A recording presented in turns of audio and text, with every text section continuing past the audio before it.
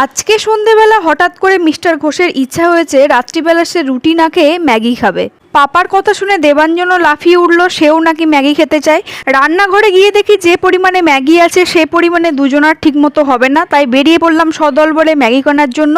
আর একটা ম্যাগি কিনতে এসে কতগুলো জিনিস এক্সট্রা কেনা হয়ে গেল দেখো। তারপর একটু এদিক ওদিক হেঁটে নিয়ে ঘরে যতগুলো সবজি ছিল সবগুলো সবজি ছোট ছোট করে কেটে নিয়ে চপারের মধ্যে দিয়ে কুচি কুচি করে নিলাম। আর আমার সব কাজে দেবাঞ্জন তো হাত লাগানোর জন্য ওস্তাদ, ও এসে যোগ দিল।